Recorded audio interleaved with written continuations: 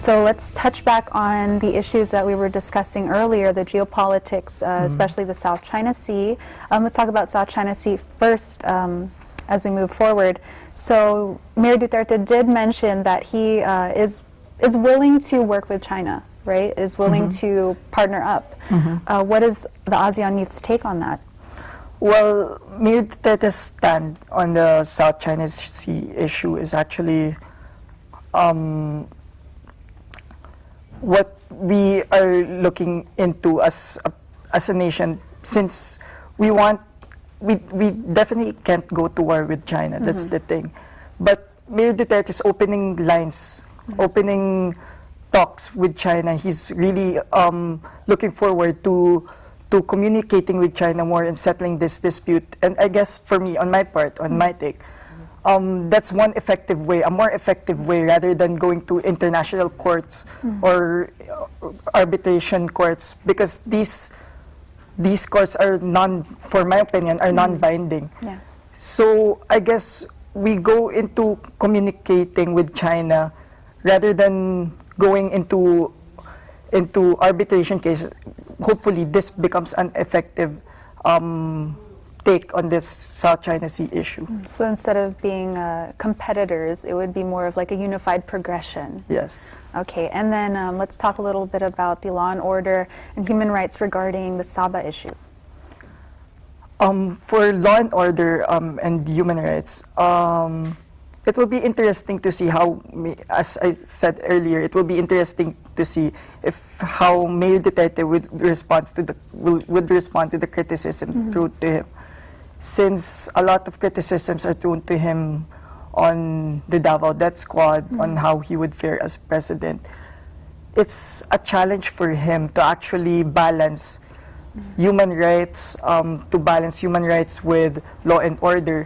So I guess it's up to us as Filipinos to see how he would perform as a president, balancing these things in the next 6 years as president.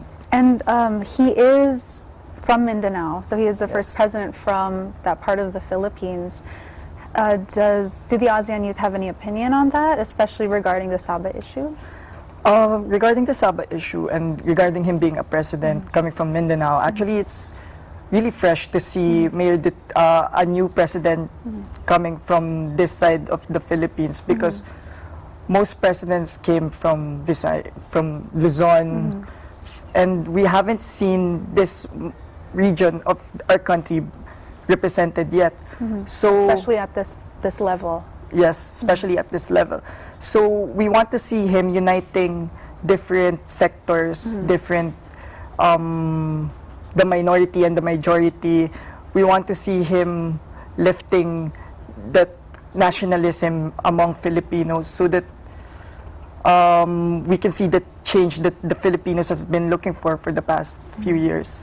Okay, and so for the ASEAN youth, is there anything else you'd like to share with us and with our viewers regarding the near conclusion of the election process, especially because we have had in the news, it's been being reported regarding the automated voting and the vote counts and things like that. Is there any take coming from the ASEAN youth?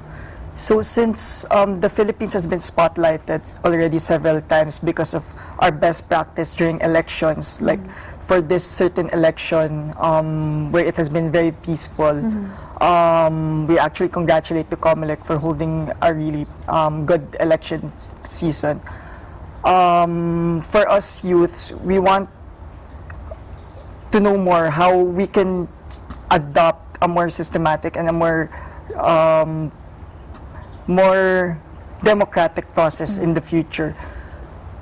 So we've been spotlighted several times already because of our electorate process, but there seems to be some points still lacking with the election process. That what are some of these points?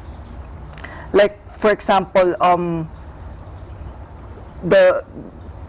during the recent elections, there has been some anomalies, like for example the transparency code, that the COMELEC has to address. How do they address those issues thrown to them by different individuals? And those are the points that questions our integrity, the integrity of COMELEC and the democratic processes behind it. So those are the points that we hopefully the COMELEC addresses in the near future. Okay, so Neil, let's touch really quick regarding the vice presidency. So they're obviously still doing the vote counting for that. Is there anything you have to say regarding the issue? Right now, the vice presidency, it's head to toe with Congressman Lenny leading the race and Senator Bongbong Marcos trying to catch up.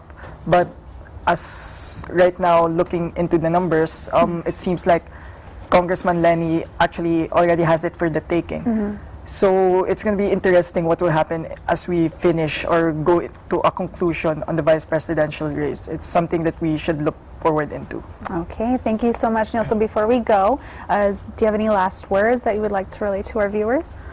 Right now, the ASEAN Youth Leaders Association has some projects that Filipino youths can look into and join into. We have the ASEAN Children's Festival happening in Bali, Indonesia this coming August. And we also have a Russian exchange program coming this June. And I hope you guys join. I will be a speaker in this Russian program. And we'll look into collaborating more with different agencies here and abroad. Okay, thank you so much, Neil. It was a pleasure to have you on the show.